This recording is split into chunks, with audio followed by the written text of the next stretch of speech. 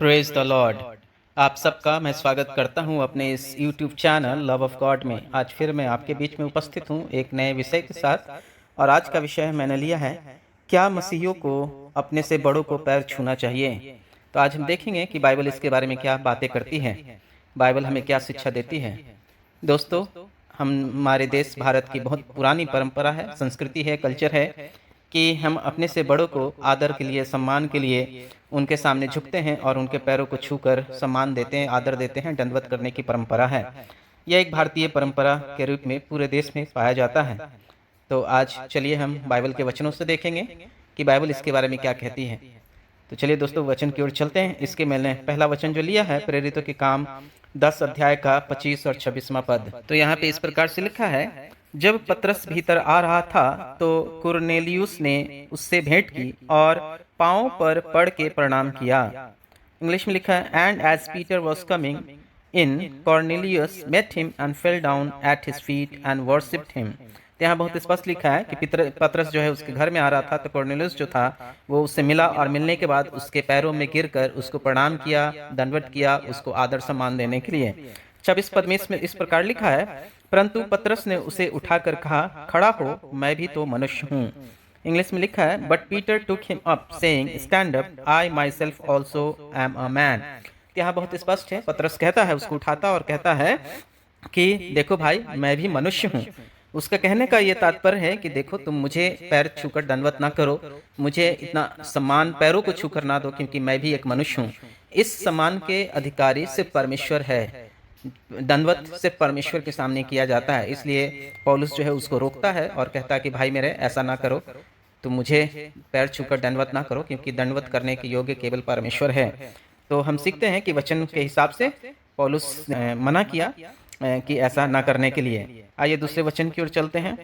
दूसरा वचन मैंने लिया है प्रकाशित वाक्य 22 अध्याय का 8 और 9वां पद। और यहाँ पे इस प्रकार से लिखा है, मैं वही यूहन्ना हूँ जो ये बातें सुनता और देखता था, और जब मैंने सुना और देखा तो जो स्वर्गदूत मुझे ये बातें दिखाता था, मैं उसके पांवों पर दंडवत करने के लिए गिर पड़ा। इंग्लिश में लिखा है, and I John saw these things and heard them, and when I had heard and seen, I fell down to worship before the feet of the angel which showed me these things। तो बहुत स्पष्ट है, यूहन्ना जो है भविष्यवाणी देखता है, एक दर्शन देखता है प्रकाशित वाक्य में। उस दर्शन को अपने पुस्तक प्रकाशित वाक्य में लिखता है और कह रहा है कि ये दर्शन जो उसे दिखाया गया था वो स्वर्गदूतों के द्वारा, एंजल्स के द्वारा दिखाया गया था। और देखने के बाद वो बहुत ही अचंभित होता है और उस स्वर्गदूत के पैरों में गिरकर उसे दंडवत करता है, उसको आदर देने के लिए, सम्मान देने के लिए दंडवत हो जाता है उसके पैरों में। और आगे 9 में लिखा है, और उसने मुझसे कहा, देख ऐसा मत कर, क्योंकि मैं तेरा और तेरे भाई भविष्यवक्ताओं और इस पुस्तक की बातों के मानने वालों का संगी दास हूँ।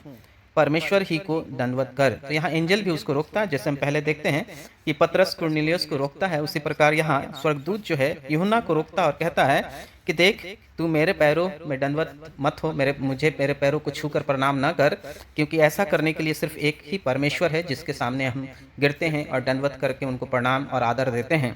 इस आदर के योग्य केवल परमेश्वर है, क्योंकि मैं स्वर्गदूत हूँ, मैं भी तुम्हारे पुराने भविष्यवक्ताओं का संगी हूँ, इसलिए ऐसा ना कर।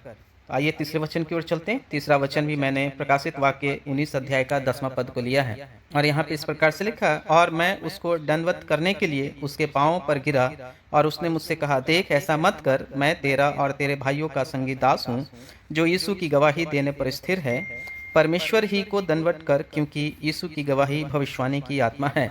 यहाँ भी यूहन्ना जो है, भविष्यवक्ता जो है, यूहन्ना जो दर्शन देखता है वो यूहन्ना स्वर्गदूत के पैरों में गिरता है और फिर से स्वर्गदूत उसको मना करता है, कहता है कि ऐसा ना करो, क्योंकि पैरों में गिरकर प्रणाम करना, पैरों को छूकर प्रणाम करना, दंडवत करना सिर्फ परमेश्वर को शोभा देता है।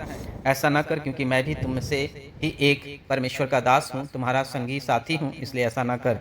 तो दोस्तों, बाइबल बहुत स्पष्ट है कि हम अपने बड़ों को, जो परंपरा है पैरों को छूकर, तो मसीहियों को किसी को भी पैरों में गिरकर दंडवत करने की ज़रूरत नहीं है। वो स्थान केवल परमेश्वर के लिए है।